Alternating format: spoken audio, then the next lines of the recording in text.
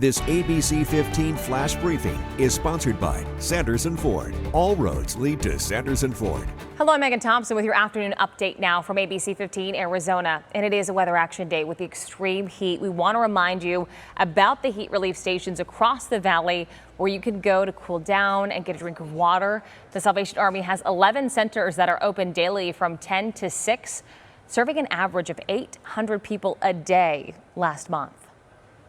Well, it's a busy week across the valley once again as parents get their kids out of bed and into their school fits, and teachers grab that quick cup of joe for another great school year. More than a dozen districts kicked off the first day of school, including Phoenix Union, Scottsdale Unified, Cave Creek, and Glendale.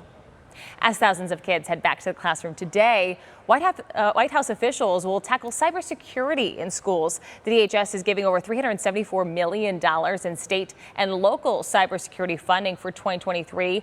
This comes after several security breaches targeting schools in the past year alone. ABC 15's Jamie Warren is sharing more about these plans. The White House says that there were 8 significant cyber attacks at school districts across the country just last year.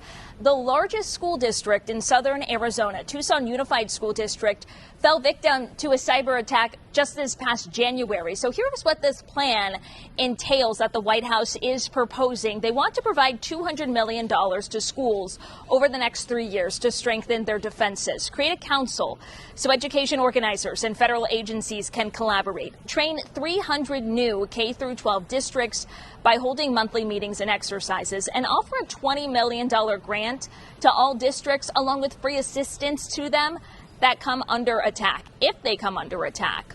Earlier this year in the Tucson Unified School District, more than 16,000 social security numbers and birth dates tied to school employees were placed on the dark web. Internet was also knocked out.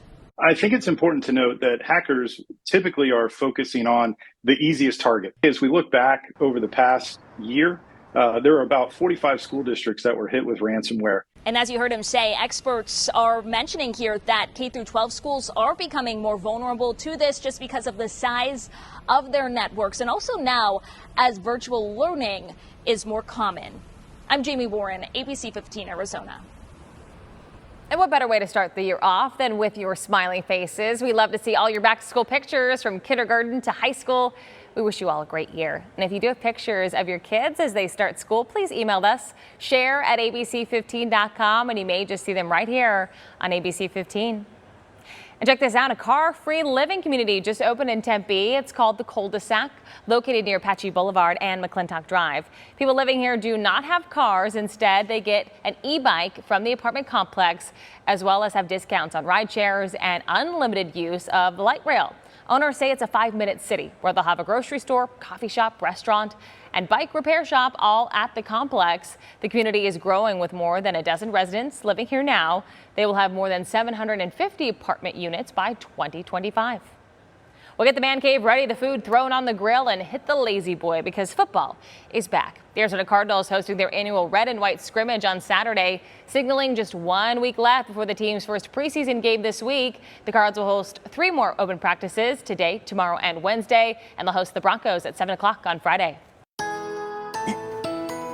Time now for that most accurate forecast. I'm meteorologist Iris Sermosio. It's going to be another very hot day today. That temperature topping 110 this afternoon, with Phoenix up to 111 degrees, 110 to 113 out in Bullhead City and Lake Havasu, with highs in the 80s to 90s across northern Arizona. We remain under an excessive heat warning for the entire Phoenix area through 8 o'clock here tonight. And this heat alert stretches to our south and southwest, same time frame through 8 o'clock here tonight, as temperatures are still going to be dangerously hot. But we're also watching for thunderstorms, general thunderstorms possible around Flagstaff, Show, southeast Arizona, with a very slight chance here in the valley. That chance comes early this morning for a passing shower, and then again tonight into tomorrow, where we could see another shower or thunderstorm. You'll notice there's about a 10 to 20% chance for thunderstorms today, tomorrow, Wednesday, and even into Thursday. More moisture in the air too, and that's going to keep temperatures down a bit. So we'll reach a high of 111 today, then drop to about 109 to 110 the rest of the week before we get hotter again this upcoming weekend.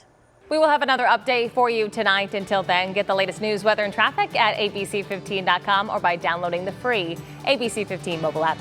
This ABC 15 Flash Briefing is sponsored by Sanderson Ford. All roads lead to Sanderson Ford.